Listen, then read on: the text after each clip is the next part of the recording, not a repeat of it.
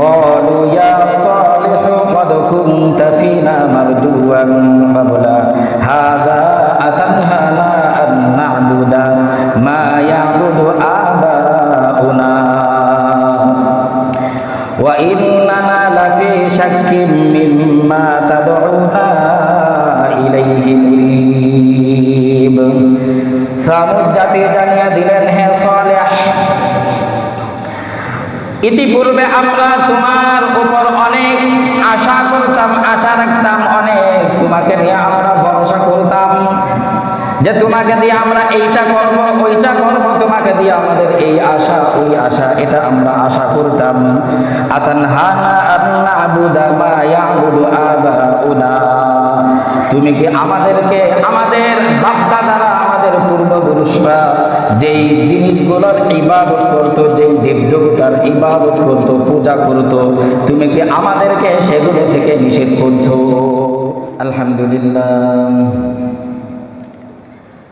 আলহামদুলিল্লাহিল্লাযী জা'আলা আশ-শামসা ওয়াল Camara বিহিসবান one Nazma ওয়াশ-শাজারু ইয়াসজুদান ওয়া ফাদ্দালা জামানান আলা জামান কামা ফাদ্দালা মাকানান আলা মাকান ওয়া ইনসানান আলা ইনসান ওয়া নাশহাদু আন লা ইলাহা ইল্লাল্লাহু ওয়াহদাহু লা শারীকা লাহু ونشهد أن محمدًا عبده ورسوله أرسله بالحق بشيرا ونذيرا وداعيا إلى الله بإذنه وسراجا منيرا أما بعد فقد قال الله تعالى في كلامه المجيد أعوذ بالله من الشيطان الرجيم بسم الله الرحمن الرحيم وتعاونوا على البر والتقوى ولا تعاونوا على الإثم والعدوان واتقوا الله إن الله شديد العقاب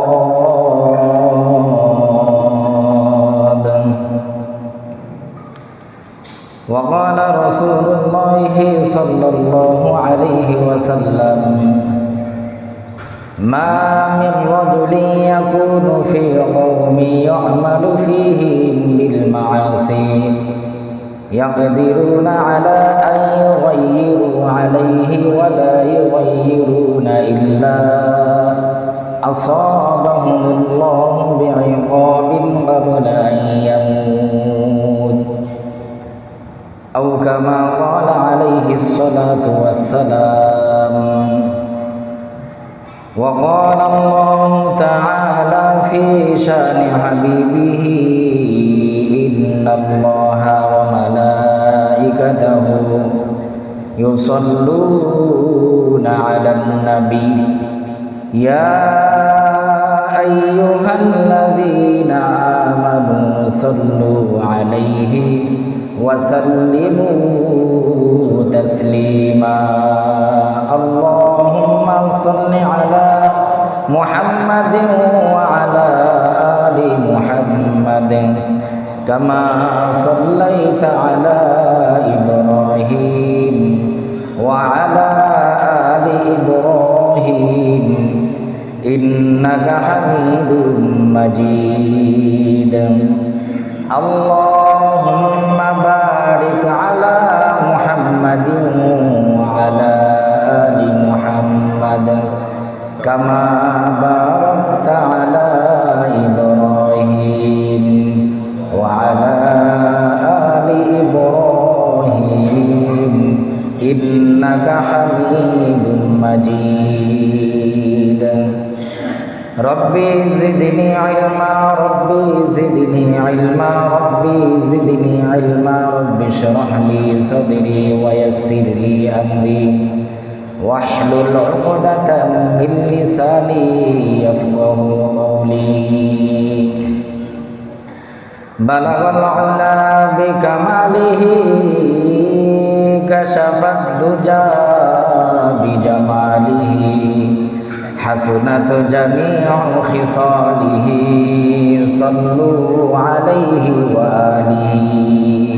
মুআজ্জাজ মুহতারাম মহান আল্লাহ রাব্বুল আলামিনের আলিশান দরবারে অসংখ্য অগণিত শুকরিয়া যে আল্লাহ রাব্বুল আলামিন আমাদেরকে দয়া করে মায়া করে ভালোবেসে মোহাব্বত করে দুনিয়ার সকল ঝামেলা থেকে মুক্ত করে জুমার নামাজ আদায়ের উদ্দেশ্যে মসজিদে এসে উপস্থিত হওয়ার তৌফিক দিয়েছেন। এজন্য সকল অন্তরের গভীর থেকে শুকরিয়া আদায় করি আলহামদুলিল্লাহ। মুহতারাম হাজিরিন, আমরা আলোচনা করতেছিলাম যে ভালো কাজে একজন আরেকজনকে সাহায্য করব আর খারাপ কাজগুলোতে একে অপরকে সাহায্য করব না। আল্লাহ রাব্বুল আলামিন কোরআনে কারীমের এক আয়াতে আমাদেরকে এমন একটা দিক নির্দেশনা দিয়েছেন, وتعاونوا على البر والتقوى ولا تعاونوا على الإثم والعدوان। আল্লাহ রাব্বুল আলামিন বলেন যে তোমরা নেক কাজে, ভালো কাজে, সৎ কাজে একজন আরেকজনকে সাহায্য করো, সহযোগিতা করো। ওয়ালা তাআওয়ানু আলাল ইসমি ওয়াল উদওয়ান, আর গুনাহের কাজে, অন্যায় কাজে, সীমালঙ্ঘনের কাজে একজন আরেকজনকে সাহায্য করবে না, সহযোগিতা করবে না। অন্যায় কাজ নিজেরা করব না, অন্য কাউকে অন্যায় কাজে সহযোগিতা করব না। যদি অন্যায় কাজে একজনকে সহযোগিতা করা হয় তাহলে কি ভয়াবহ পরিণতি হবে আমাদের, এই ব্যাপারে আমরা গত জুমায় আলোচনা করতেছিলাম। যে অন্যায় কাজ যারা করবে, অন্যায় কাজের সহযোগিতা যারা করবে তাদের সর্বশেষ ঠিকানা হবে জাহান্নাম। এই জন্য আমরা অন্যায় কাজ কেউ করবো না, অন্যায় কাজের সহযোগিতা করব না, সমর্থন কেউ করবো না। কোরআনে কারীমের মধ্যে ঐতিহাসিক একটা জাতির কথা আল্লাহ রাব্বুল আলামিন কয়েক জায়গায় উল্লেখ করেছেন। এই জাতির নাম হলো সামুদ জাতি। এই সামুদ জাতি এরা সীমা লঙ্ঘন করেছে, অন্যায় কাজ করেছে কিছু মানুষ, আল্লাহ তাআলার নিষেধাজ্ঞাকে অমান্য করেছে কিছু মানুষ, আর কিছু মানুষ এই সকল ব্যক্তিদেরকে এই অন্যায় কাজে, সীমালঙ্ঘনের কাজে সহযোগিতা করে। অন্যায় কাজে, সীমালঙ্ঘন করার কাজে সহযোগিতা করার কারণে এই জাতির উপর আল্লাহ রাব্বুল আলামিনের গজব চলে এসেছে। আমরা গত জুমা আলোচনা করতেছিলাম, কোন সম্প্রদায়ের, কোন এলাকার, কোন দলের কোন একজন ব্যক্তি যদি অন্যায় কাজ করে আর ওই সম্প্রদায়ের, ওই দলের, ওই এলাকার অন্যান্য ব্যক্তিদের যদি ওই অন্যায় কাজ থেকে বাধা দেওয়ার মতো ক্ষমতা থাকার পরেও তারা ওই অন্যায় কাজে বাধা না দেয়, নিষেধ না করে, তাহলে পুরা জাতির উপর গজব চলে আসে। তো এই সামুদ জাতি, তারা কিছু মানুষ অন্যায় করলো, আল্লাহর নিষেধাজ্ঞাকে অমান্য করলো, আর কিছু মানুষ তাদেরকে সহযোগিতা করলো, যেটা আল্লাহ রাব্বুল আলামিন নিষেধ করে দিয়েছেন। আল্লাহ তাআলা সূরাতুল হুদের মধ্যে তাদের কথা উল্লেখ করে দিয়েছেন। ওয়া ইলা সামুদ আখাহুম সালিহা, আল্লাহ রাব্বুল আলামিন বলেন আমি সামুদ জাতির কাছে তাদের ভাই সালেহ আলাইহিস সালাতু ওয়াস সালামকে প্রেরণ করলাম, পাঠিয়ে দিলাম। قال يا قوم اعبدوا الله ما لكم من إله غيره, সালেহ আলাইহিস সালাতু ওয়াস সালাম তাদেরকে দাওয়াত দিলেন, তাদেরকে বললেন ইয়া কওমি আবুদুল্লাহ, হে আমার সম্প্রদায়, আমার জাতি, তোমরা একমাত্র আল্লাহ রাব্বুল আলামিনের ইবাদত করো, আল্লাহর গোলামি করো। মা লাকুম মিন ইলাহিন গায়রুহু, এক আল্লাহ রাব্বুল আলামিন ছাড়া তোমাদের অন্য কোনো ইলাহ নাই, অন্য কোনো মাবুদ নাই, অন্য কোনো রব তোমাদের নাই। তোমাদের ইলাহ একমাত্র আল্লাহ রাব্বুল আলামিন। সুতরাং তোমরা ওই এক আল্লাহর গোলামি করো, এক আল্লাহর ইবাদত করো। হুয়া আনশাআকুম মিনাল আরদি, যিনি তোমাদেরকে জমিন থেকে সৃষ্টি করেছেন, মাটি থেকে তোমাদেরকে সৃষ্টি করেছেন। ওয়াস্তা'মারাকুম ফিহা, আর এই জমিনের মধ্যে তোমাদের বাসস্থান দান করেছেন। ফাস্তাগফিরুহু সুম্মা তুবু ইলাইহি, সুতরাং তোমরা তোমাদের ওই রব আল্লাহ রাব্বুল আলামিনের কাছে তোমরা ক্ষমা প্রার্থনা করো। তোমরা তোমাদের বিগত দিনে তোমাদের পিছনের জীবনে যে অন্যায় অপরাধগুলো তোমরা করেছো, গুনাহ করেছো, অশ্লীলতা করেছো, নাফরমানি করেছো, এটার জন্য তোমরা তোমাদের রবের কাছে আল্লাহ রাব্বুল আলামিনের কাছে তোমরা ক্ষমা প্রার্থনা করো। সুম্মা তুবু ইলাইহি, এরপর তোমরা ওই আল্লাহ রাব্বুল আলামিনের দিকে প্রত্যাবর্তন করো, ওই আল্লাহর দ্বীনের দিকে তোমরা ফিরে এসো, আল্লাহ রাব্বুল আলামিনের রাস্তায় তোমরা প্রত্যাবর্তন করো, চলে আসো। ইন্না রাব্বি করিবুম মুজিব, সালেহ আলাইহিস সালাম জানিয়ে দিলেন আমার রব অতি নিকটবর্তী, আমার রব দোয়া করলে দোয়া কবুল করেন, ক্ষমা প্রার্থনা করলে আমার রব সেটা কবুল করে নেন। সালেহ আলাইহিস সালাতু ওয়াস সালাম সামুদ জাতিকে দাওয়াত দিলেন এক আল্লাহর গোলামি করার জন্য, কিন্তু তারা ওই এক আল্লাহর গোলামি মেনে নিতে তারা রাজি নয়। সালেহ আলাইহিস সালামের কথার জবাবে তারা জানিয়ে দিলেন ক্বালু ইয়া সালিহু ক্বাদ কুনতা ফীনা মারজুওয়ান ক্বাবলা হাযা আতানহানা আন না'বুদা মা ইয়া'বুদু আবাউনা ওয়া ইন্নানা লাফি শাক্কিম মিম্মা তাদউনা ইলাইহি মুরিব। সামুদ জাতি জানিয়ে দিলেন হে সালেহ, ইতিপূর্বে আমরা তোমার উপর অনেক আশা করতাম, আশা রাখতাম, অনেক তোমাকে নিয়ে আমরা ভরসা করতাম যে তোমাকে দিয়ে আমরা এইটা করব, ওইটা করব, তোমাকে দিয়ে আমাদের এই আশা ওই আশা, এটা আমরা আশা করতাম। আতানহানা আন না'বুদা মা ইয়া'বুদু আবাউনা, তুমি কি আমাদেরকে আমাদের বাপ-দাদারা, আমাদের পূর্বপুরুষরা যেই জিনিসগুলোর ইবাদত করত, যেই দেবদেবতার ইবাদত করত, পূজা করত, তুমি কি আমাদেরকে সেগুলো থেকে নিষেধ করছো? ওয়া ইন্নানা লাফি শাক্কিম মিম্মা তাদউনা ইলাইহি মুরিব, তুমি আমাদেরকে যেই দিকে দাওয়াত দিচ্ছ, যেই এক আল্লাহর গোলামি করার জন্য আহ্বান জানাচ্ছ, এই ব্যাপারে তো আমরা সন্দেহের মধ্যে পড়ে আছি।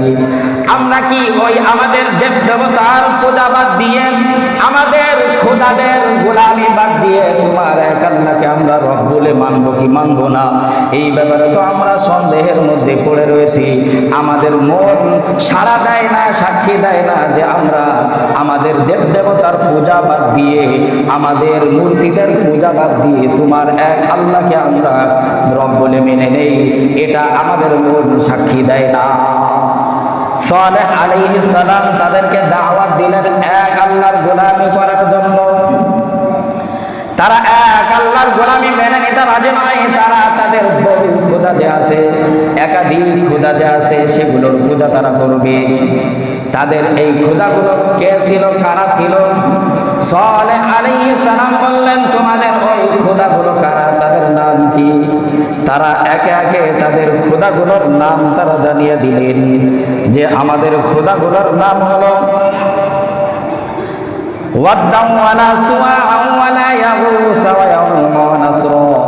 একাধিক তাদের খোদার নাম তারা জানিয়ে দিলেন যে একজনের নাম হলো ওয়াদ্দুন, আরেকজনের নাম হলো সুয়া, আরেকজনের নাম হলো ইয়াগুস, আরেকজনের নাম হলো ইয়াউক, আরেকজনের নাম হলো নাসর।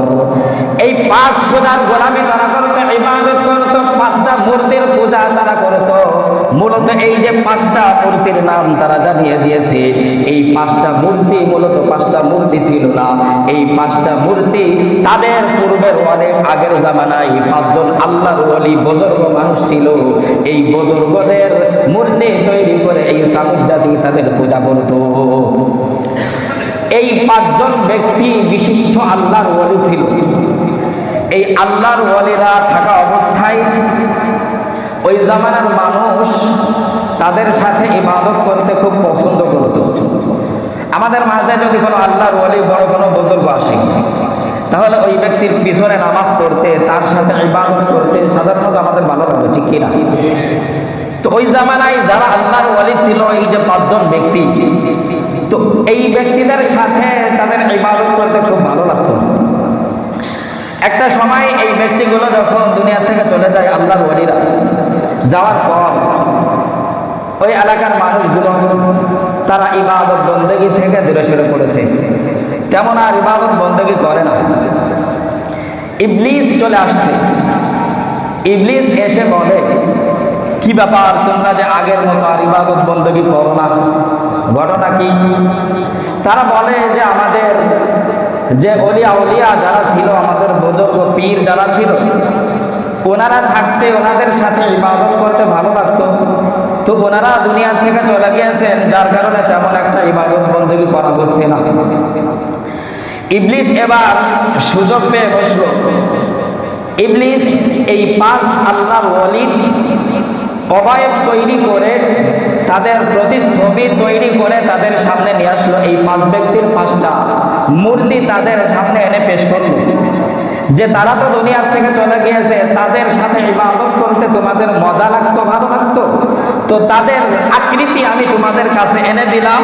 তোমরা এই ব্যক্তিদেরকে দেখে দেখে ইবাদত করবে, তাতে তোমাদের মনের মধ্যে খুবই প্রশান্তি লাগবে, ভালো লাগবে। তো কিছুদিন পর্যন্ত এই ব্যক্তিদের মূর্তিগুলোকে তাদের ইবাদত গাহ যেটা ছিল সেখানে রেখে তারা ইবাদত করতেছিল। তারা ইবাদত করত আল্লাহর সন্তুষ্টির জন্য, কিন্তু ওই যে মূর্তিগুলো থাকলে তাদের মনে ভালো লাগে, এই মনে ভালো লাগার জন্য তারা তাদের ইবাদত গায়ে এই ব্যক্তিদের মূর্তি রেখে দিয়েছিল। এই প্রজন্ম যখন দুনিয়া থেকে চলে গেল, যাওয়ার পর পরবর্তী প্রজন্ম যারা দুনিয়াতে আসছে, আসার পর শয়তান এবার এই প্রজন্মকে ধোঁকা দেয়, তাদেরকে বোঝায় যে আরে তোমাদের বাপদাদা যারা ছিল তারা তো এই ব্যক্তিদের এই মূর্তিগুলোর কদমে সিজদা করত, তোমরা কেন তাদের কদমে সিজদা করে ইবাদত করো না? নাউজুবিল্লাহ। এবার এই সকল ব্যক্তিরা পরবর্তী প্রজন্ম এরা এই মূর্তির কদমে সিজদা করা শুরু করে দিল। এখান থেকেই শুরু হয়ে গেল মূর্তি পূজা আর শিরকের প্রচলন। এর আগে মূর্তি পূজাও ছিল না, শিরকও দুনিয়ার মধ্যে ছিল না। পাঁচ আল্লাহর ওলিকে কেন্দ্র করে এই শিরিক আর মূর্তি পূজার প্রচলন শুরু হয়েছে। এখান থেকে একটা বিষয় আমাদের বোঝার, সেটা হলো যে শয়তান আমাদেরকে এক সূরাতে ধোঁকা দেয়। শয়তান এই শিরিক আবিষ্কার করে দিয়েছে আল্লাহর ওলিদেরকে কেন্দ্র করে।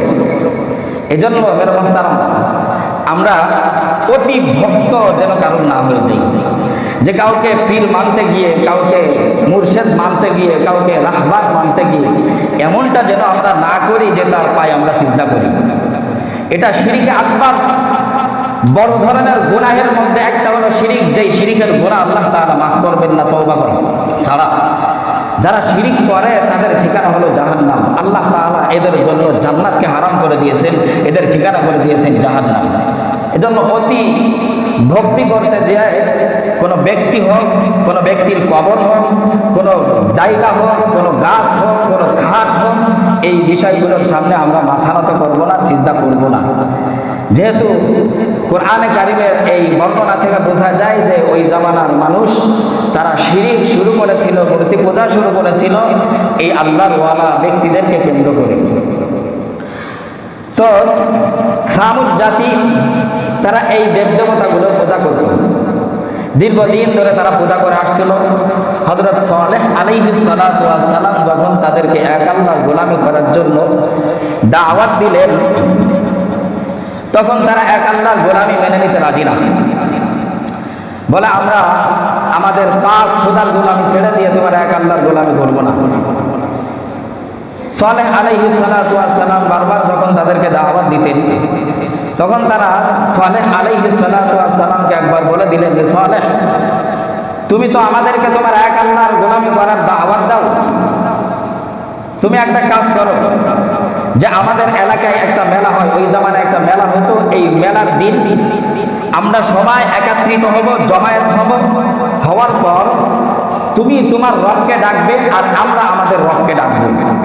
তোমার রব যদি তোমার ডাকে সাড়া দেয়, তুমি যা বলো তাই মেনে নেয়, তা শোনে, তাহলে আমরা তোমার রবের গোলামি শুরু করবো, তোমার ধর্ম আমরা গ্রহণ করে নিব।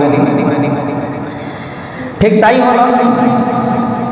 মেলার দিন ঠিক করা হলো, সবাই একত্রিত হয়ে গেল, জমায়েত হয়ে গেল। সামুদ জাতি উপস্থিত, হযরত সালেহ আলাইহিস সালাতু ওয়াস সালাম তিনিও উপস্থিত। এবার তারা সালেহ আলাইহিস সালামকে বলে যে হে সালেহ, তুমি তোমার রবকে ডাকো। সালেহ আলাইহিস সালাতু ওয়াস সালাম বললেন যে তোমরা তোমাদের রবদেরকে আগে ডাকো, তোমাদের খোদাদেরকে আগে ডাকো। তো তারা তাদের যে খোদা ছিল এই 5 খোদাকে তারা ডাকা শুরু করলো।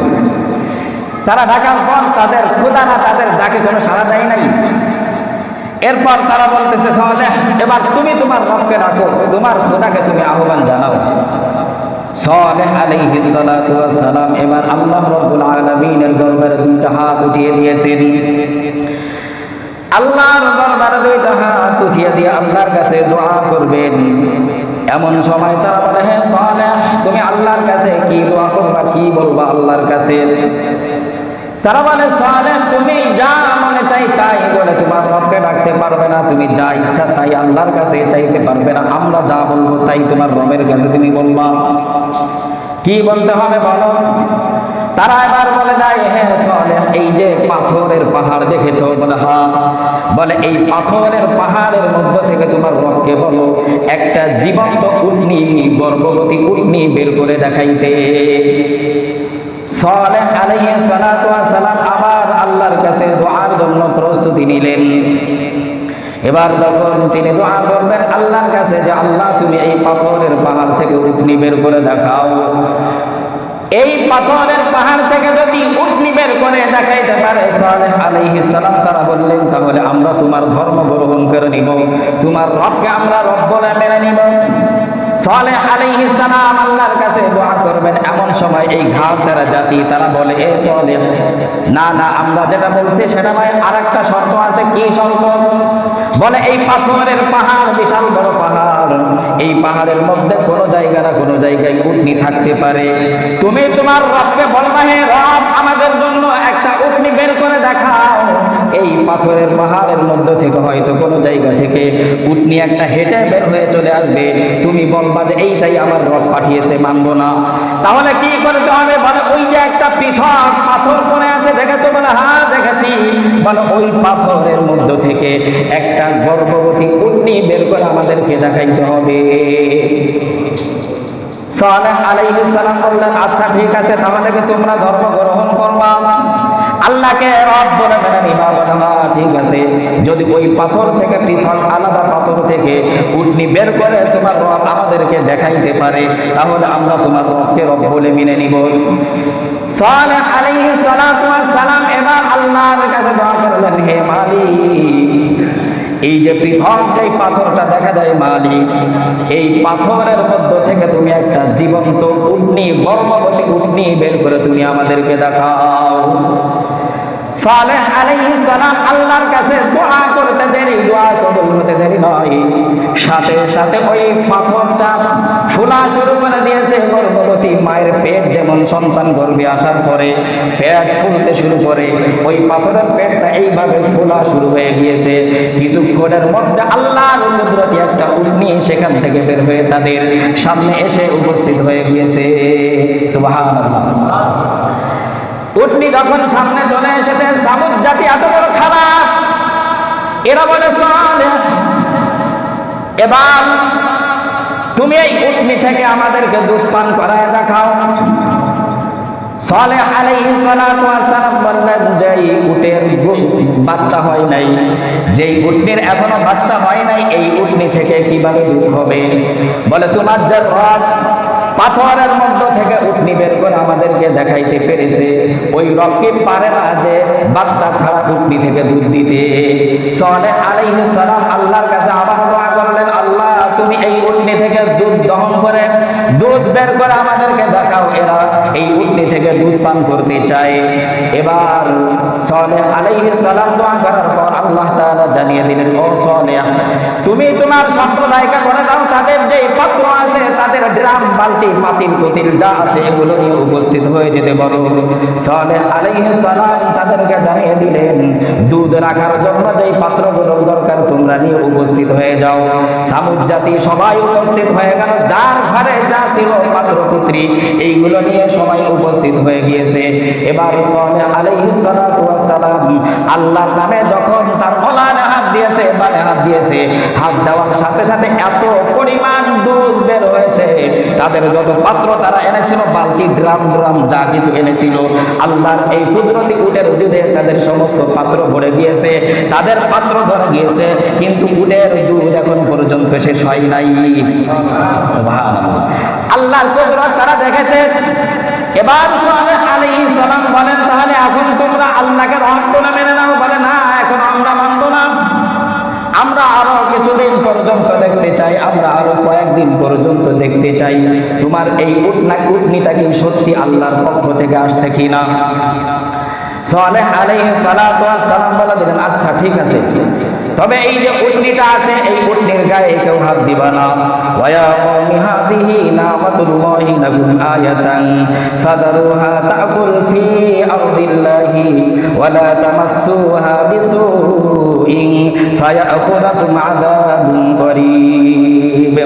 হে আমার সম্প্রদায়, এই যে আল্লাহর কুদরতি যে উটনিটা তোমরা দেখেছো, এই উটনিটা তোমাদের জন্য আল্লাহর পক্ষ থেকে একটা নিদর্শন। ফাদারুহা, এই উটনিটাকে তোমরা ছেড়ে দাও। তাকুল ফি আরদিল্লাহি, আল্লাহর জমিনের মধ্যে উটনিটা বিচরণ করবে, ঘাস খেয়ে বেড়াবে। ওয়ালা তামাসসুহা বিসু, তোমরা এই উটনিকে অন্যায় ভাবে, খারাপ ভাবে স্পর্শ করবা না, উটের গায়ে তোমরা আঘাত করবা না, উটের উপর তোমরা জুলুম করবা না, নির্যাতন করবা না, উটটাকে তোমরা হত্যা করবা না, মারবা না। যদি তোমরা উটের গায়ে অন্যায় ভাবে হাত তোলো, যদি তোমরা উটনিটাকে হত্যা করো, ফায়াখুযাকুম আযাবুন করিব, তাহলে তোমাদের সবার উপর, পুরা সামুদ জাতির উপর আল্লাহর পক্ষ থেকে কোন আযাব চলে আসবে, আল্লাহর আযাব তোমাদেরকে পাকড়াও করে ফেলবে। অন্যায় করবা, দুই একজন উটের গায়ে আঘাত করবা, আল্লাহ নিষেধ করেছে উটের গায়ে আঘাত করতে। যদি তোমরা এই আল্লাহর নিষেধাজ্ঞাকে অমান্য করো, শুধু একজন না, যে মারবে তার উপর গজব আসবে না, পুরা জাতির উপর আল্লাহর পক্ষ থেকে গজব চলে আসবে। জানিয়ে দিয়েছেন আল্লাহ রাব্বুল আলামিন সালেহ আলাইহিস সালামের মাধ্যমে। এরা কি করেছে? পরবর্তীতে এই উটনিটাকে তারা হত্যা করেছে। ফাআরুহা, উটনিকে তারা হত্যা করে ফেলেছে, পা কেটে ফেলেছে। কিভাবে পা কেটেছে, কিভাবে হত্যা করেছে? যে এই সামুদ জাতির মধ্যে দুইজন মহিলা ছিল, এই দুই মহিলা অন্যায় কাজ করত। তাদের পেশা ছিল পতিতা বিক্রি করা। এই দুই মহিলার কাছে রাতের বেলায় পুরুষরা আসতো, অন্যায় কাজ করতো তাদের সাথে। তো সালেহ আলাইহিস সালাম আল্লাহর পয়গম্বর, তিনি আল্লাহর পক্ষ থেকে আদেশ প্রাপ্ত হয়ে বলে দিয়েছেন এই উটনির গায়ে কেউ হাত দিবা না, এই উটনিকে কেউ কোনো ক্ষতি করবে না, তাহলে আযাব আসবে। এই দুই শয়তান মহিলা, দুইজন পুরুষ লোক রাতের বেলায় তাদের কাছে অন্যায় কাজ করার জন্য আসছে। আসার পর বলে যে তোমরা আমাদের সাথে অন্যায় কাজ করতে পারবা না, একটা শর্ত পালন করলে তোমরা আমাদের সাথে এই কাজ করতে পারবা। কি শর্ত পালন করতে হবে? যে ওই যে সালেহ নবী, সে যে আল্লাহর পক্ষ থেকে একটা উটনি নিয়ে আসছে, ওই উটনিটাকে মারতে হবে। যদি উটনিকে মেরে আসতে পারো এই রাতের মধ্যে, তাহলে আমাদের সাথে অন্যায় কাজ করতে পারবে। যারা চরিত্রহীন বেটা, এই ব্যক্তিদের যারা অন্যায় কাজ করে, এরা যাই হয়ে যাক না কেন, যত অপমান অত অপদস্থ হোক না কেন, যত গুনাই হোক না কেন, এরা যে অন্যায় কাজটা করবে এটা করেই ছাড়বে। এরা দুজন বের হয়ে গিয়েছে উটনিকে হত্যা করার জন্য। আল্লাহর এমন কাম, বের হওয়ার পরে এক ডাকাত দলের সাথে তাদের সাক্ষাৎ। এই ডাকাত দলের কথাও আল্লাহ তাআলা কোরআনে কারীমের এক আয়াতের মধ্যে জানিয়ে দিয়েছেন। وَكَانَ فِي الْمَدِينَةِ تِسْعَةُ رَهْطٍ يُفْسِدُونَ فِي الْأَرْضِ وَلَا يُصْلِحُونَ। এই ডাকাত দলের সদস্য ছিল 9 জন। এই 9 ব্যক্তির কাজ ছিল সারা শহরের মধ্যে নৈরাজ্য সৃষ্টি করা, হত্যাকাণ্ড করা, চুরি ডাকাতি করা, রাহাজানি করা, ফাসাদ সৃষ্টি করা। ভালো কোনো কাজ তারা করতো না। ওয়ালা ইসলিহুন, তারা কোনো ভালো কাজ করতো না, শুধু আকাম বুকাম যত আছে তাই করতো, চুরি ডাকাতি করতো। এই ব্যক্তিদের সঙ্গে যখন সাক্ষাৎ হয়ে গেল, বড় ডাকাত ভাই, তোমরা একটা কাজ আমাদেরকে করে দিবা, তোমাদেরকে অনেক টাকা দেওয়া হবে, অনেক হাদিয়া তোহফা তোমাদেরকে দেওয়া হবে। বলে আরে আমাদের কাজই তো হলো টাকার বিনিময়ে আকাম যত আছে সব করা। কি করতে হবে বলো? বলে একটা হত্যা করতে হবে। কাকে হত্যা করতে হবে? কাকে খুন করতে হবে? বলে কোনো ব্যক্তিকে হত্যা করা লাগবে না, একটা উটনি আছে এই শহরের মধ্য দিয়ে বিচরণ করে, ওই উটনিটাকে তোমরা দুনিয়া থেকে বিদায় করে দিবা। বলে এটা তো কোনো ব্যাপারই না, কত মানুষ খুন করলাম, অর্থের বিনিময়ে, টাকার বিনিময়ে একটা উটনিকে হত্যা করবো, এটা তো কোনো ব্যাপারই না। এবার এই ডাকাত দল টাকার লোভে, অর্থের লোভে চলে গিয়েছে উটের খোঁজে, উটের সন্ধানে। দেখেন একজন অপরাধ করে আরেকজন তাদেরকে নিষেধ করবে, এমন কোন ব্যক্তি তাদের মধ্যে পাওয়া যায় না। যেই মহিলা দুইজন, এই দুই ব্যক্তিকে এই অন্যায় কাজটা করলো, যদি এই দুই ব্যক্তি গুনাহ কাজ যতই করুক তাদের এই প্রস্তাবে রাজি না হতো, তাহলে কিন্তু পুরা জাতি গজব থেকে বেঁচে যাইত। এই দুই ব্যক্তি ডাকাতদেরকে বলেছে, ডাকাতরা যদি অর্থের লোভে পড়ে, তারা এই অর্থের লোভে না পড়তো, অন্যায় কাজে না যাইতো, পুরা জাতি গজব থেকে বেঁচে যাইত। কিন্তু অর্থের লোভে পড়ে দুনিয়ার সামান্য স্বার্থ হাসিল করতে গিয়ে এই ডাকাতরা অন্যায় কাজের মধ্যে লিপ্ত হয়ে পড়েছে, তারা এই উটনিকে হত্যা করে ফেলেছে। নাউজুবিল্লাহ। উটনি হত্যা হয়ে গিয়েছে, সকালবেলা সব জায়গায় খবর ছড়িয়ে পড়েছে। সালেহ নবী আল্লাহর পক্ষ থেকে উটনি চেয়েছিল, কে যেন এই উটনিটাকে হত্যা করে ফেলেছে। এর পরবর্তীতে এই উটনিকে হত্যা করার কারণে আল্লাহ তাআলা পুরা সামুদ জাতিকে এমন ঝড় দিয়েছেন, শিলাবৃষ্টি দিয়ে দুনিয়া থেকে বিদায় করে দিয়েছেন। এজন্য মুহতারাম হাজিরিন, অন্যায় কাজ একজন করলে বাকি যাদের ক্ষমতা থাকবে তারা এই অন্যায় কাজটা ঠেকাবে। আল্লাহ রাসূল সাল্লাল্লাহু আলাইহি ওয়াসাল্লাম বলেন, যে ব্যক্তি অন্যায় কাজে লিপ্ত হয় আর ওই সম্প্রদায়, ওই এলাকা দলের মধ্যে যদি বাকিদের এই অন্যায় কাজ থেকে তাকে ঠেকানোর মতো ক্ষমতা থাকা সত্ত্বেও তাদেরকে না ঠেকায়, ওই থেকে না ঠেকায়, পুরা জাতির উপর আল্লাহর গজব চলে আসে। আল্লাহ তাআলা আমাদেরকে সৎ কাজের আদেশ এবং অসৎ কাজ থেকে নিষেধ করার তৌফিক দান করেন।